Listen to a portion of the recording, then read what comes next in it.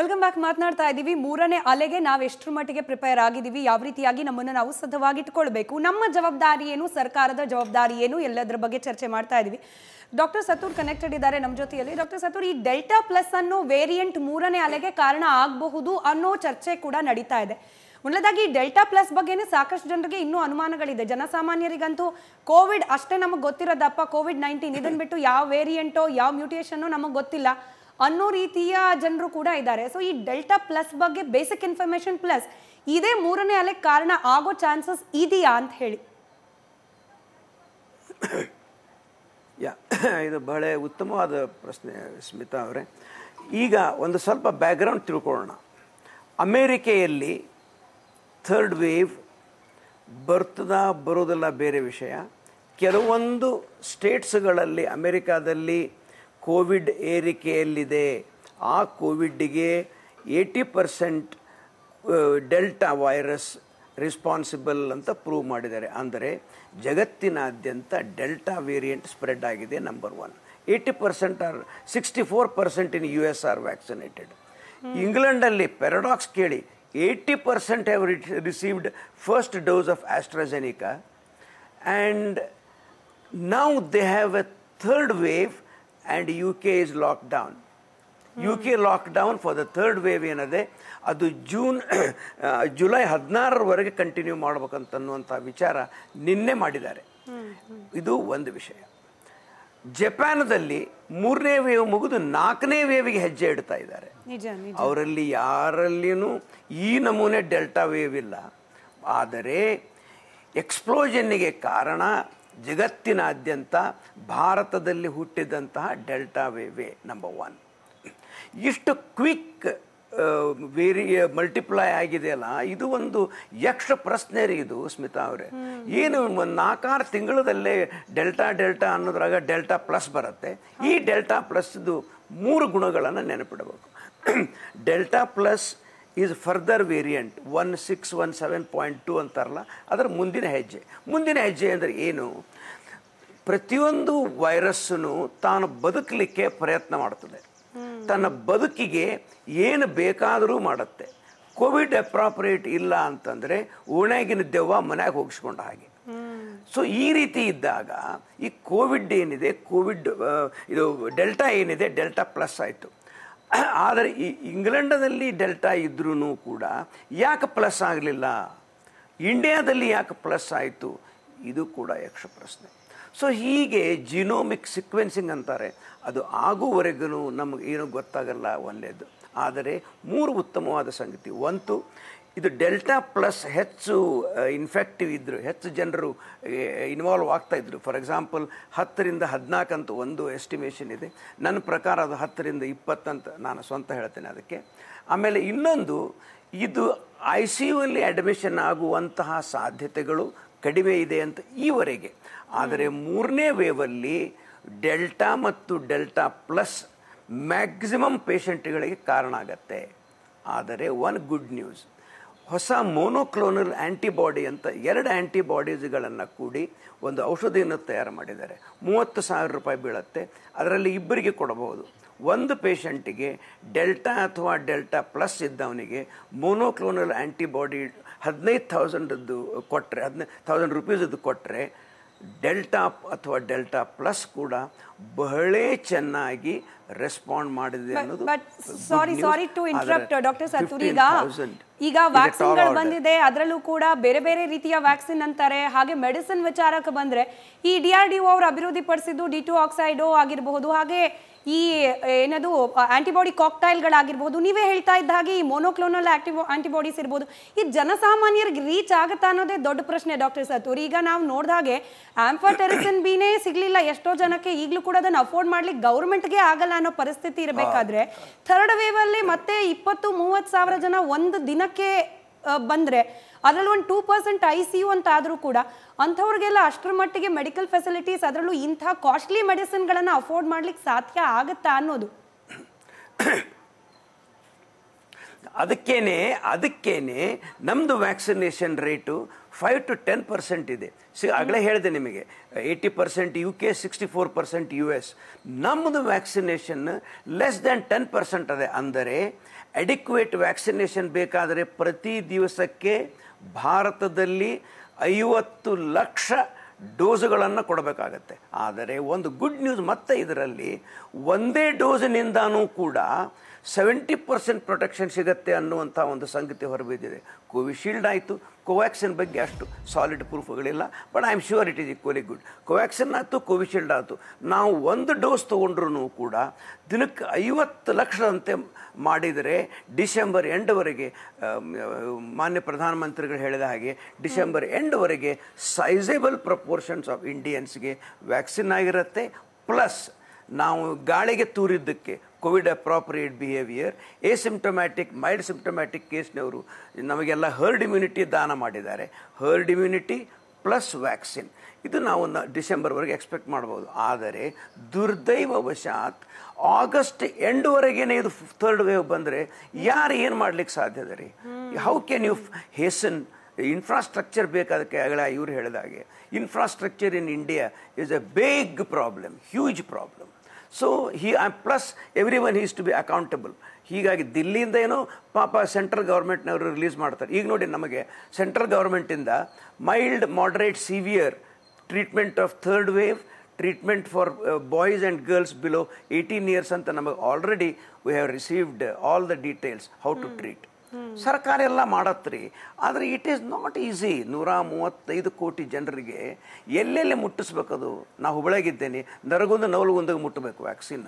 ಮತ್ತು ನೀವು ಅದರೊಳಗೆ ಇದನ್ನು ಹಾಕು, ಆಯುರ್ವೇದ ಇದು ಏನದು ಆಧಾರ್ ಕಾರ್ಡ್ ಕೊಡು, ಇದೆಲ್ಲ ಆಗಲ್ಲ ರೀ. ಸೊ ಇದು ಬಹಳ ಲೋಕಲಿ ಬಹಳ ಚಿಂತನೆ ಮಾಡಬೇಕಾಗ್ತದೆ.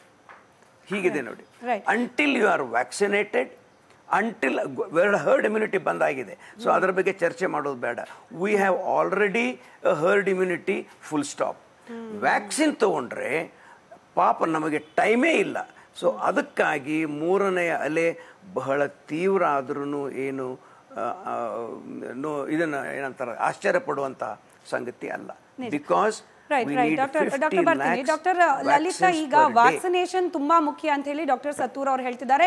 ಸಾಕಷ್ಟು ಜನ ತಜ್ಞರು ಹೇಳ್ತಿರೋದು ಇದೇನೆ, ವ್ಯಾಕ್ಸಿನೇಷನ್ ಆಗಿರ್ಲೇಬೇಕು, ಆಗ ಮಾತ್ರ ಮುಂದಿನ ಅಲೆಗಳಿಗೆ ನಾವು ಎಫೆಕ್ಟಿವ್ ಆಗಿ ಅದನ್ನ ಎದುರಿಸ್ಲಿಕ್ಕೆ ಸಾಧ್ಯವಾಗುತ್ತೆ. 3ನೇದು 4ನೇದು ಮತ್ತೊಂದು ಮಗದೊಂದು. ಬಟ್ ಈ ವ್ಯಾಕ್ಸಿನೇಷನ್ ಬಗ್ಗೆನೇ ಗೊಂದಲಗಳಿದೆಯಲ್ಲ. ಕೆಲವರು ಹೇಳ್ತಾರೆ ಈ ಡ್ಯೂರೇಷನ್ ಏನಿದೆ ಕೋವಿಶೀಲ್ಡು ಹೆಚ್ಚಿಗೆ ಮಾಡ್ಕೊಂಡು ಹೋಗ್ತಿದ್ದಾರೆ, ಇದರಲ್ಲೂ ಕೂಡ ಅನುಮಾನ ಇದೆ. ಕೆಲವರು ಹೇಳ್ತಾರೆ ಒಂದೇ ಡೋಸು ಎಲ್ಲರೂ ತಗೊಂಡ್ಬಿಟ್ರೆ ಸಾಕು, ಅಟ್ಲೀಸ್ಟ್ ಒಂದಷ್ಟು ಡೆತ್ ರೇಟನ್ನು ಕಡಿಮೆ ಮಾಡ್ಕೊಳ್ಬೋದು ಮುಂದಿನ ಅಲೆಗಳಲ್ಲಿ ಅಂತ ಹೇಳಿ. ಇನ್ನು ಕೆಲವರು ಹೇಳ್ತಾರೆ ಇಲ್ಲ 2 ಡೋಸ್ ಆಗಿರಲೇಬೇಕು, ಆಗ ಮಾತ್ರ ಜನ ಸೇಫ್ ಅಂತ ಹೇಳಿ ಒಂದು ಹಂತಕ್ಕೆ ಕನ್ಸಿಡರ್ ಮಾಡ್ಬೋದು ಅಂತೇಳಿ. ಈ ಕೆಲವರು ವ್ಯಾಕ್ಸಿನ್ ಹಾಕಿಸ್ಕೊಳಕ್ ಬಂದರೆ ವ್ಯಾಕ್ಸಿನ್ ಇಲ್ಲ ಅನ್ನೋದು, ಇನ್ನು ಕೆಲವರು ವ್ಯಾಕ್ಸಿನ್ ಇದೆ ಬನ್ನಿ ಅಂದರೂ ಕೂಡ ಬರದೇ ಇರೋದು. ಈ ವ್ಯಾಕ್ಸಿನ್ ಬಗ್ಗೆನೇ ಜನ 3ನೇ ಅಲೆ ಹತ್ರ ಬಂದರೂ ಕೂಡ ಕಂಪ್ಲೀಟ್ ಆಗಿ ಅವೇರ್ ಆಗಿಲ್ವಾ? ಸರ್ಕಾರಗಳು ಎಲ್ರಿಗೂ ವ್ಯಾಕ್ಸಿನ್ ಮಾಡುವ ನಿಟ್ಟಿನಲ್ಲಿ ಇನ್ನೂ ಕೂಡ ಕರೆಕ್ಟ್ ಆಗಿ ಪ್ರಿಪೇರ್ ಆಗೇ ಇಲ್ವಾ ಅನ್ನೋದು ದೊಡ್ಡ ಪ್ರಶ್ನೆ. ಡಾಕ್ಟರ್ ಲಲಿತಾ, ಈಗ ವ್ಯಾಕ್ಸಿನೇಷನ್ ಇಟ್ಸ್ ವೆರಿ ಇಂಪಾರ್ಟೆಂಟ್. ಅದು ಎರಡು ಮಾತಿಲ್ಲ. ಇವತ್ತಿನ ಪರಿಸ್ಥಿತಿಲಿ ನಮಗೆ ವೈರಸ್ನ ಫೈಟ್ ಮಾಡಬೇಕು ಅಂದರೆ ವ್ಯಾಕ್ಸಿನೇಷನ್ ಪ್ರಮುಖವಾಗಿರೋದು. ಯಾಕೆಂದರೆ ಡಿಸೀಸ್ ಬಂದಮೇಲೆ ನಾನು ಕಾಯಿಲೆ ತಡೆಗಟ್ತೀನಿ, ಸಾವು ತಡೆಗಟ್ತೀನಿ, ಅವೆಲ್ಲ ಇನ್ನೂ ಕ್ವೆಶನ್ ಮಾರ್ಕ್. ಯಾಕೆಂದರೆ ನಮ್ಗೆ ಸ್ಪೆಸಿಫಿಕ್ ಟ್ರೀಟ್ಮೆಂಟು ಇಲ್ಲ ಈ ವೈರಸ್ಗೆ, ನಮ್ಗೆ ಗೊತ್ತಿರೋ ಹಾಗೆ. ಸೊ ಹಾಗಾಗಿ vaccination is the prevention, it is a gold standard ಅನ್ನೋ ಥರನೇ ಹೇಳ್ತೀನಿ. ಸೊ ಈಗ ಒಂದು ವ್ಯಾಕ್ಸಿನೇಷನ್ಗೆ ಮೊದಲನೇ ಎಸಿಟೆನ್ಸಿ ಇತ್ತು ತುಂಬಾ. ಯಾಕೆಂದರೆ ನಮಗೆ ಗೊತ್ತಿರುತ್ತೆ, I think this is a landmark thing. ಇಷ್ಟು ಬೇಗ ಒಂದು ವ್ಯಾಕ್ಸಿನ್ನು ಜನರಲ್ ಪಬ್ಲಿಕ್ಗೆ ಯೂಸ್ ಆಗಿರೋದು ಇತಿಹಾಸದಲ್ಲೇ ಇದು ಮೊದಲು. Of course it has proved effective.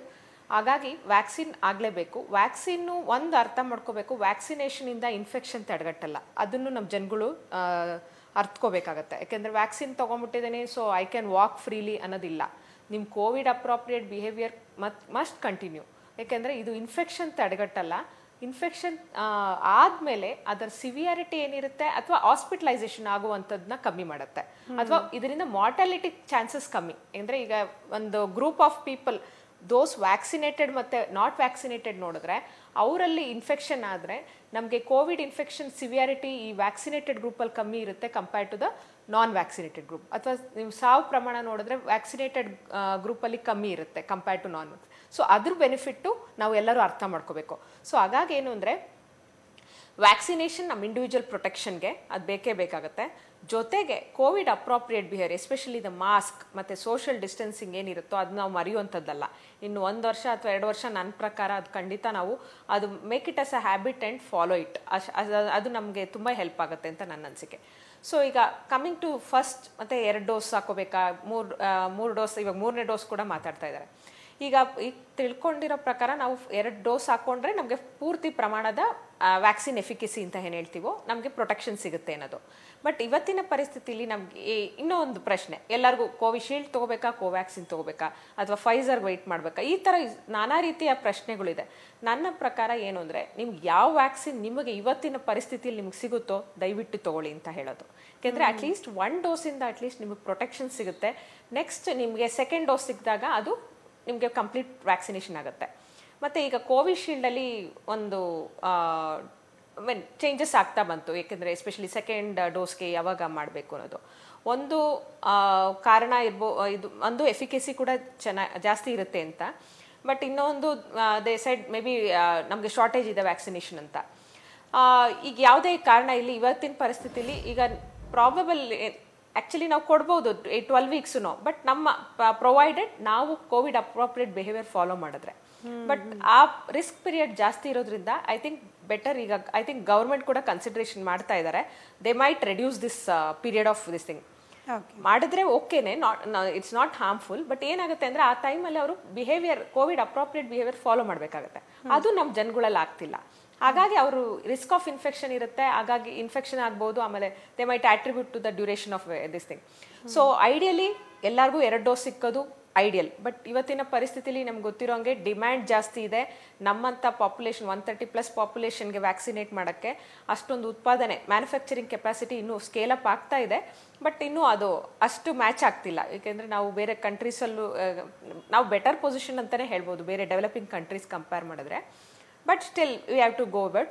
So at least we have to ಎಲ್ಲಿ ಸಾಧ್ಯ ಆಗುತ್ತೋ, ನಾನು ಹೇಳೋದು ಯಾವುದೇ ವ್ಯಾಕ್ಸಿನ್ ಇರಲಿ ನಿಮಗೆ ಸಿಕ್ಕಿದ್ರೆ ಇವತ್ತಿನ ಪರಿಸ್ಥಿತಿಲಿ ನಿಮ್ಗೆ ಯಾವ್ದು ಸಿಗುತ್ತೋ ಅದನ್ನು ತೊಗೊಳ್ಳಿ. 2nd ಡೋಸ್ ಯಾವಾಗಿರುತ್ತೋ ನಿಮ್ಮ ಶೆಡ್ಯೂಲಂಗೆ ತೊಗೊಳ್ಳಿ.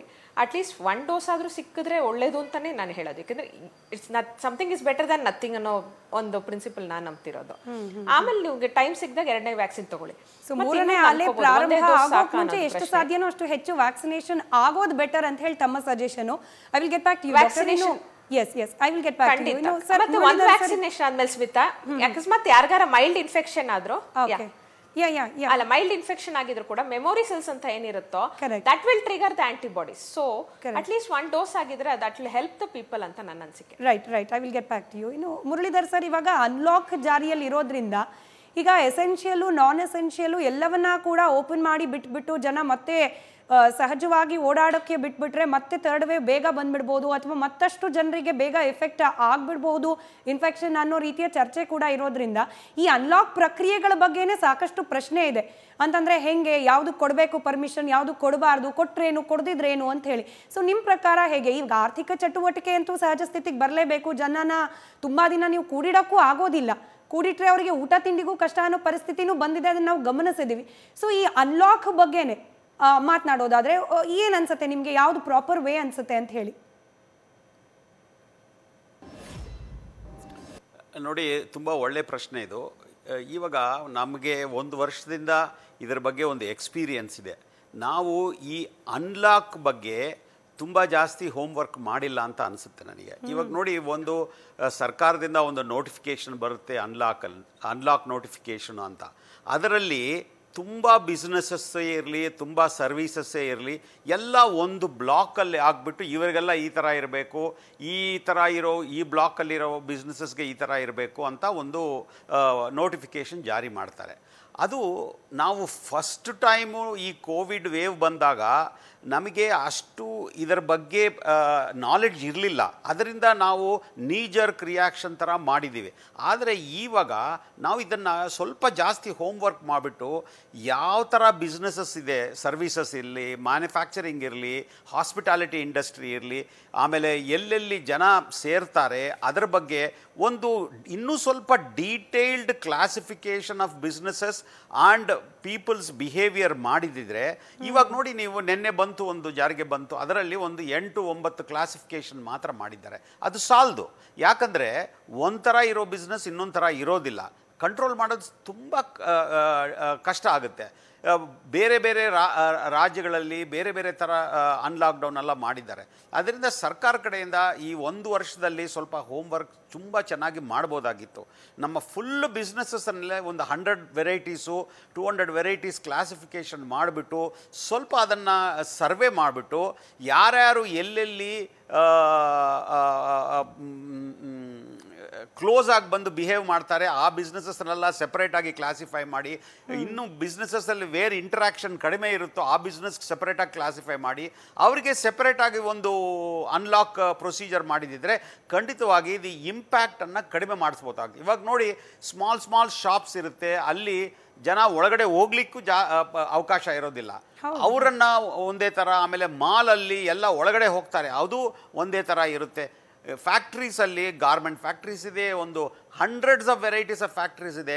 ಅದರಲ್ಲಿ ನಾವು ಇಂಡಸ್ಟ್ರೀಸ್ ಡಿಪಾರ್ಟ್ಮೆಂಟ್ನ ನಾವು ಕಾನ್ಫಿಡೆನ್ಸಲ್ಲಿ ತಗೊಂಡು ಯಾವ್ಯಾವ ಇಂಡಸ್ಟ್ರಿನಲ್ಲಿ ಲೇಬರ್ ಇಂಟೆನ್ಸಿವ್ ಜಾಸ್ತಿ ಇರುತ್ತೋ, ಬರೀ ಒಂದು ಗಾರ್ಮೆಂಟ್ ಮಾತ್ರ ಅಲ್ಲ, there are so many industries where there are labour intensive, there are so many industries which are capital intensive. ಅದರಲ್ಲಿ ಮ್ಯಾನ್ ಪವರ್ ತುಂಬ ಕಡಿಮೆ ಇರುತ್ತೆ, ಇಂಟ್ರಾಕ್ಷನ್ ಕಡಿಮೆ ಇರುತ್ತೆ. ಅದರಿಂದ ಇನ್ನು ಸ್ವಲ್ಪ ಇದರ ಬಗ್ಗೆ, ಲಾಕ್ಡೌನ್ ಬಗ್ಗೆ, ಅನ್ಲಾಕ್ಡೌನ್ ಬಗ್ಗೆ ಸ್ವಲ್ಪ ಹೋಮ್ವರ್ಕ್ ಮಾಡಿದ್ದಿದ್ರೆ ಇನ್ನೂ ಸ್ವಲ್ಪ ನಾವು ಎಫೆಕ್ಟಿವ್ ಆಗಿ ಲಾಕ್ಡೌನ್ ಮಾಡ್ಬೋದು, ಎಫೆಕ್ಟಿವ್ ಆಗಿ ಅನ್ಲಾಕ್ಡೌನ್ ಮಾಡ್ಬೋದು ಅಂತ ಅನಿಸುತ್ತೆ. ಇವಾಗ ರೀಸೆಂಟಾಗಿ one of the east European ಕಂಟ್ರೀಸಲ್ಲಿ ಏನು ಮಾಡಿದ್ದಾರೆ ಅಂದರೆ, ಆಲ್ ಶಾಪ್ಸ್ ಎಲ್ಲ ಅಂಗಡಿಗಳಲ್ಲೂ ಯಾರೂ ಒಳಗಡೆ ಹೋಗೋಂಗೆ ಇಲ್ಲ, ಎವ್ರಿಬಡಿ ಶುಡ್ ಸ್ಟ್ಯಾಂಡ್ ಔಟ್ಸೈಡ್, ಹೊರಗಡೆ ನಿಂತ್ಕೊಂಡು ವ್ಯಾಪಾರ ಮಾಡಬೇಕು ಹೊತ್ತು ಕ್ಲೋಸ್ಡ್ ಪ್ಲೇಸಸ್ಸಲ್ಲಿ ಎಲ್ಲೂ ಹೋಗಬಾರ್ದು ಅಂತ ಒಂದು ಕಂಡೀಷನ್ ತೊಗೊಂಬಂದಿದ್ದಾರೆ. ಇಲ್ಲಿದ್ರೆ ನೀವು ಶಾಪ್ ಓಪನ್ ಮಾಡಲೇಬೇಡಿ, ಒಂದು ಬ್ಯಾರಿಕೇಡ್ ಆಗಬೇಕು, only the proprietor should be inside, customers ಎಲ್ಲ ಹೊರಗಡೆ ನಿಂತಿರಬೇಕು. ಆ ತರ ನೋಡಿ, ಇದು it has become effective, very effective in those countries. ಯಾರು ಹೊರಗಡೆ ಹೋಗ್ತಾ ಇಲ್ಲ, ಇಂಟ್ರಾಕ್ಷನ್ ಕಡಿಮೆ ಆಗಿದೆ, ಸೋಷಿಯಲ್ ಡಿಸ್ಟೆನ್ಸ್. ಎಸ್, ಅವ್ರು ಹೇಳ್ತಾ ಇದ್ರು, ಈಗ ನೋಡಿ ಡಿಸೆಂಟ್ರಲೈಸೇಷನ್ ಆಫ್ ಮಾರ್ಕೆಟಿಂಗ್ ಇದೆಲ್ಲ ಬಹಳಷ್ಟು ಮುಖ್ಯ. ಈಗ ಎಲ್ಲರೂ KR ಮಾರ್ಕೆಟಿಗೆ ನುಗ್ಗೋದು ಅಥವಾ ಯಾವುದೋ ಒಂದು ಅವ್ರ ಏರಿಯಾದಲ್ಲಿರೋ ಒಂದು ಚಿಕ್ಕ ಪುಟ್ಟ ಮಾರ್ಕೆಟ್ ಏನಿರುತ್ತೆ, ಈಗ 6ರಿಂದ 10 ನೀವು ಅಗತ್ಯ ವಸ್ತುಗಳ ಖರೀದಿ ಅಂತ ಹೇಳಿ ಅವಕಾಶ ಮಾಡಿಕೊಟ್ಬಿಡ್ತಾರೆ, ಎಲ್ಲ ಅಲ್ಲೇ ನುಗ್ತಾರೆ. ಒಂದು ರೀತಿಯಲ್ಲಿ ಎಸೆನ್ಷಿಯಲ್ಲಿಗೆ ಅಗತ್ಯ ವಸ್ತುಗಳ ಖರೀದಿಗೆ ಸಮಯವನ್ನು ನಿಗದಿ ಮಾಡೋದಿದೆಯಲ್ಲ, ಇದರ ಬಗ್ಗೆ ಕೂಡ ರೀಥಿಂಕ್ ಮಾಡಬೇಕಾ ಅಂತ ಹೇಳಿ ಇದ್ರ ಬಗ್ಗೆ ಉಮೇಶ್ ಸರ್ ಹತ್ರ ಮಾತಾಡ್ತೀನಿ, ಮುರಳೀಧರ್ ಸರ್ ಆಮೇಲೆ ನಿಮ್ಮ ಹತ್ರ ಮಾತಾಡ್ತೀನಿ. ಉಮೇಶ್ ಸರ್, ಇದೊಂದು ನಾವು ಗಮನಿಸಿದ್ವಿ, ಈ ಲಾಕ್ಡೌನ್ ಅವಧಿಯಲ್ಲಿ 6ರಿಂದ 10 ನಿಮಗೆ ಬೇಕಾದ ತಗೊಳ್ಳಿ ಅಂತ ಹೇಳಿ 6ರಿಂದ 10 ನೋಡಿದ್ರೆ ಜಾತ್ರೆ ನಡೀತಿದ್ಯಾ ಅನ್ಸುತ್ತೆ. ಅಷ್ಟರ ಮಟ್ಟಿಗೆ ಜನ ಅಲ್ಲಿ ಮಾಸ್ಕ್ ಹಾಕೋರು ಎಷ್ಟು ಜನನೋ, ಮಾಸ್ಕ್ ಹಾಕದೇ ಇರೋರು ಎಷ್ಟು ಜನನೋ, ಸೋಷಿಯಲ್ ಡಿಸ್ಟೆನ್ಸಿಂಗ್ ಅಂತೂ ಲಿಟ್ರಲಿ ಫಾಲೋ ಮಾಡೋಕ್ಕಾಗೋದಿಲ್ಲ. ಆಮೇಲೆ ನೀವು ಹೇಳ್ತಾ ಇದ್ದಾಗೆ ಈಗ ಡಿಸೆಂಟ್ರಲೈಸ್ ಆಗಬೇಕು ಮಾರ್ಕೆಟ್ ಅಂತ ಹೇಳಿ, ಗಲ್ಲಿಲೂ ಅಥವಾ ಅವ್ರ ಮನೆ ಬಾಗಿಲಿಗೇನೆ ಹೋಗಿ ಅಗತ್ಯ ವಸ್ತುಗಳು ಸಿಗೋ ರೀತಿಯ ವ್ಯವಸ್ಥೆಯನ್ನ ಮಾಡ್ಕೊಳ್ಳೇಬೇಕಾದ ಅನಿವಾರ್ಯ ಪರಿಸ್ಥಿತಿ ಈಗಿದೆ. ಬಹುಶಃ ಹಾಗೆ ಮಾಡ್ಕೊಂಡ್ರೆ ಈ ಪೊಲೀಸ್ನವ್ರ ಮೇಲಿನೋ ಬರ್ಡನ್ ಕೂಡ ಕಮ್ಮಿ ಆಗುತ್ತಾ ಅಂತ ಹೇಳಿ, ನೀವು ಹೋಗು ಮಾರ್ಕೆಟಲ್ಲಿ ಇರೋ ಜನರನ್ನೆಲ್ಲ ಹಿಡಿ, ಫೈನ್ ಹಾಕು, ಅವ್ರಿಗೆ ಮಾಸ್ಕ್ ಹಾಕೊಳ್ಳೋಕೆ ಹೇಳು, ಈ ರೀತಿ ಆ ಪ್ರೆಷರೈಸ್ ಮಾಡೋದಿದೆಯಲ್ಲ, ಅದು ಬಹುಶಃ ಕಮ್ಮಿ ಆಗಬಹುದೇನೋ ಅಂತ ಹೇಳಿ. ಹೌದು ಸ್ಮಿತಾ, ನಮ್ಮ ಬೆಂಗಳೂರು ಸಿಟಿಗೆ ಕನ್ಸ್ಯೂಮರ್ ಗೂಡ್ಸ್ ಸಿಕ್ಕಾಬಟ್ಟೆ ಬೇಕು, ಭಾಳ ವೆಜಿಟೇಬಲ್ಸ್ ಬೇಕು, ಭಾಳ ಗೂಡ್ಸ್ಗಳು ಬೇಕು. ಅದು ಬರ್ತಕ್ಕಂಥದ್ದು ರೆಗ್ಯುಲೇಟೆಡ್ ಮಾರ್ಕೆಟಿಗೆ ಬರ್ತದೆ, ಕೆಲವಷ್ಟು ಲಿಮಿಟೆಡ್ ಏರಿಯಾ ಮಾರ್ಕೆಟ್ಗಳು ಮಾತ್ರ ಬರ್ತಾ ಇದೆ. ಅಲ್ಲಿ ನಾವು ಅತ್ಯಂತ ಹೆಚ್ಚಿನ ಸಂಖ್ಯೆಯಲ್ಲಿ ಪೊಲೀಸ್ನವ್ರು ಇದ್ರೂ ಸಹ ಅವ್ರನ್ನ ತಡೆಗಟ್ಟತಕ್ಕಂಥ ಕೆಪಬಿಲಿಟಿ ನಮಗಿದ್ರೂ ಸಹ ಆ ಹೋಗುವಂಥ ಸಮಯದಲ್ಲಿ, ಕೆಲಸ ಮಾಡ್ತಕ್ಕಂಥ ಸಮಯದಲ್ಲಿ ನಾವು we are not going to ಅದನ್ನು ವಾರ್ ಫುಟಿಂಗು ಅಂತ, ಅಂದರೆ ವಾರಿಯರಾಗಿ ಕೆಲಸ ಮಾಡಬೇಕು. ನನ್ನ ಕರೋನಾ ಬಂದ್ಬಿಡ್ತದಪ್ಪ, ನನಗೆ ಒಳಗೋದ್ರೆ ಆ ಥರ ಎಲ್ಲ ಆಗಲ್ಲ ಪೊಲೀಸಿಂಗೆ. ವಿ ಆರ್ ಡೂಯಿಂಗ್ ಇಟ್, ಮಾಡ್ತಾ ಇದ್ದೀವಿ. ಬಟ್ ಡಿಸೆಂಟ್ರಲೈಸೇಷನ್ ಕರೆಕ್ಟಾಗಿ ಈ ಸಾರಿ ಸ್ವಲ್ಪ ಏನು ಮಾಡಿದ್ದಾರೆ, ಒಂದು ಸ್ವಲ್ಪ ಬೇರೆ ಕಡೆ ಮಾಡಿದ್ದಾರೆ. ಆಮೇಲೆ ಅಲ್ಲಿ ಮಡಿವಾಳ ಮಾರ್ಕೆಟ್ ಇದ್ದದ್ದು, ಮತ್ತು ಈಗ ಬೆಳಗ್ಗೆ ಏನಾಗುತ್ತೆ ಅಂತಂದರೆ ಮಾರ್ಕೆಟಿಂಗ್ ಬರ್ತಕ್ಕಂಥದ್ದು ಫ್ಲವರು ಮತ್ತು ವೆಜಿಟೇಬಲ್ಗೆ ಇನ್ ಬಿಟ್ವೀನ್ 2-3 ಅವರ್ಸಲ್ಲೇ ಜನ ಬರ್ತಾರೆ. ಅಂದರೆ ಬರ್ತಕ್ಕಂಥವರೆಲ್ಲ ಯಾರು ಅಂತಂದರೆ ಭಾಳ ಸಣ್ಣ ಅಂಗಡಿಗಳವ್ರು ಬರ್ತಾರೆ, ಅಲ್ಲಿ ಪೆಟ್ಟಿ ಅಂಗಡಿಗಳವರು ಮತ್ತು ಸಣ್ಣ ವ್ಯಾಪಾರಸ್ಥರು ಬಂದು ಎಲ್ಲ ತುಂಬ್ಕೊಬಿಡ್ತಾರೆ ಅಲ್ಲಿ. ಅವ್ರಿಗೆ ದ ವಾಂಟ್ ಓನ್ಲಿ ಗೂಡ್ಸ್. ಅವ್ರು ಬೇರೆ ಏನು ಯೋಚನೆ ಮಾಡೋಕೆ ಹೋಗೋದಿಲ್ಲ. ಯಾವುದಾದ್ರು ಚೆನ್ನಾಗಿದೆಯಾ ಅದು ಬೇಗ ತೊಗೊಬಿಡ್ಬೇಕು, ಅವ್ರಿಗಿಂತ ನಾವು ಬೇಗ ತೊಗೊಬಿಡ್ಬೇಕು ಅನ್ನುವಂಥ ಕಾಂಪಿಟೀಷನಲ್ಲಿ ಇರ್ತಾರೆ ಹೊರತು ದೇ ಆರ್ ನಾಟ್, ಅವ್ರಿಗೆ ಯಾವುದೇ ಥರವಾದಂಥ ನಾನು ಹೋಗ್ತಾ ಇದ್ದೀನಿ, ನುಗ್ತಾ ಇದ್ದೀನಿ, ಅವ್ರು ಟಚ್ ಮಾಡಿದ್ರೆ ಹಾಗೆ ಹತ್ರ ಹೋಗಿದ್ದೀನಿ, ನನಗೆ ಈಗಾಗಲೇ ಪಾಸಿಟಿವ್ ಇದೆಲ್ಲ ಇರ್ತದೆ. ಅದನ್ನು ಯಾರು ಯೋಚನೆ ಮಾಡೋಕ್ಕೆ ಹೋಗೋದೇ ಇಲ್ಲ. ಅದನ್ನೆಲ್ಲನೂ ನಾವೇ ಪೊಲೀಸರುಗಳು ಭಾಳ ಹತ್ತಿರದಲ್ಲಿ ನಿಂತ್ಕೊಂಡು ನೋಡ್ತಾ ಇರ್ತೀವಿ. ಆ ಸಮಯದಲ್ಲಿ ನಾವಲ್ಲೊಂದು 5-6 ಜನ ಇರ್ತೀವಿ, ಸಾವಿರ ಜನ ಬರ್ತಾರೆ.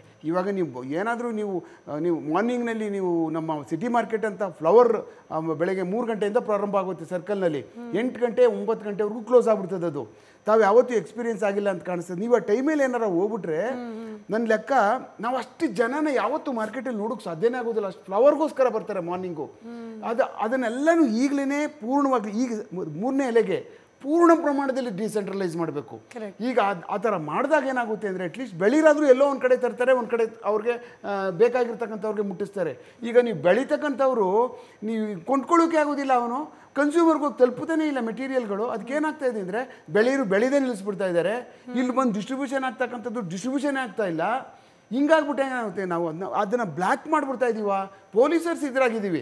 ಪೊಲೀಸರುಗಳು ಇದಕ್ಕೆಲ್ಲ ವ್ಯವಸ್ಥೆ ಮಾಡೋದಕ್ಕೆ, ಅವ್ರಿಗೆಲ್ಲನೂ ಸರಿಯಾದಂಥ ಅದಕ್ಕೆ ಅವ್ರ ರಕ್ಷಣೆ ಕೊಡೋಕ್ಕೆ ಮತ್ತು ಅವ್ರಿಗೆಲ್ಲ ಕರೆಕ್ಟಾಗಿ ಡಿಸ್ಟೆನ್ಸಿಂಗ್ ಮಾಡೋದಕ್ಕೆಲ್ಲ ನಾವೆಲ್ಲ ಮೈಕ್ ಹಾಕ್ಕೊಂಡು ಈ ಸಾರಿ ಎಲ್ಲ ತುಂಬ ಚೆನ್ನಾಗಿ ಮಾಡಿದ್ದಾರೆ. ಯಾಕೆಂದರೆ ಎಲ್ಲ ಕಡೆನೂ ಮೈಕ್ಗಳು ಹಾಕ್ಕೊಂಡು ಸರ್ಕಲ್ಗಳಲ್ಲಿ ಮತ್ತು ಮಾರ್ಕೆಟಿಂಗ್ ಏರಿಯಾಗಳಲ್ಲಿ ನಾವು ಅದು ಮಾಡಬೇಕಾದಂಥದ್ದೇ. ಭಾಳ ದೊಣ್ಣೆ ಹಿಡ್ಕೊಂಡೇ ಮಾಡ್ತಕ್ಕಂಥದ್ದು, ಭಾಳ ಬೇಕಾದಂಥ ಸಮಯದಲ್ಲಿ ಮಾಡಬೇಕದು. ಯಾವಾಗ ನಾವು ಕೈಗೆ ದೊಣ್ಣೆ ಹಿಡ್ಕೋಬೇಕು ಅಂತಂದರೆ ಭಾಳ ತೀರದ ಮಟ್ಟಕ್ಕೆ ಹೋದಾಗ ಮಾತ್ರನೇ ಹಿಡ್ಕೋಬೇಕು. ಇಲ್ಲಾಂದರೆ ಈಗಾಗಲೇ 2ನೇ ಅಲೆಯಲ್ಲಿ ಭಾಳ ಚೆನ್ನಾಗಿ ಕಲ್ತ್ಕೊಬಿಟ್ಟಿದ್ದಾರೆ ಜನನು. 3ನೇ ಅಲೆಗೆ ನಮ್ಮ ಪೊಲೀಸ್ನವ್ರುಗಳು ಒಂಥರ ವಾರಿಯರಾಗಿ ಸಿದ್ಧರಾಗಿರ್ತಾರೆ. ನಾವೇನು we are so, but at the same time we should ಅವ್ರಿಗೂ ಸರಿಯಾದಂಥ ಇನ್ಫ್ರಾಸ್ಟ್ರಕ್ಚರ್ಗಳು ಕರೆಕ್ಟಾಗಿ ಬೇಕಲ್ಲ. ಪಾಪ ಕೂತ್ಕೊಳ್ಳೋಕೆ ಒಂದು ಚೇರು ಕೊಟ್ಟು ಕಳಿಸ್ಬೇಕು. ಅವ್ರಿಗೆ ಹೋಗ್ಬೇಕಾದಾಗ ಆಫೀಸಿಂದ ಎಲ್ಲಿ ಕೂತ್ಕೋತಾರೆ ಅವರು? 8 hours 9 hours. ಈ should carry A small chair ಅಲ್ವಾ ಅವ್ನು ಕೂತ್ಕೊಳ್ಳೋದಕ್ಕೆ, ನಿಂತ್ಕೊಳ್ಳೋದಕ್ಕೆ. ಅವನಂತೂ 5-6 ಗಂಟೆ ನಿಂತ್ಕೊಳ್ಳೋಕ್ಕಾಗೋದಿಲ್ಲ ಪೊಲೀಸು. ನಾವು ಕೂತ್ಕೊಂಡೇ ಇರ್ತಕ್ಕಂಥವ್ರು ಮಾಸ್ಕ್ ಹಾಕೋದು ಕಷ್ಟ ಆಗ್ತದೆ. While as discharging is duty is difficult, but at the same time you are so efficient. ಈ ಸರಿ ತುಂಬ ಚೆನ್ನಾಗಿ ಕೆಲಸ ಎಲ್ಲ ಮಾಡಿದ್ದಾರೆ. ಆಮೇಲೆ ಈ ಸರಿ ನಮ್ಮಲ್ಲಿ ನೋಡಿ ಅವ್ರಿಗೆ ಹಾಕಿರ್ತಕ್ಕಂಥ ಇದು ಕೋವಿದ್ದು ಕಮ್ಮಿ ಇದೆ. ಬೇರೆ ರಾಜ್ಯಗಳಲ್ಲಿ ಸಿಕ್ಕಾಪಟ್ಟೆ ಪೊಲೀಸವ್ರಿಗೆ ಆಗೋಗ್ಬಿಟ್ಟಿದೆ.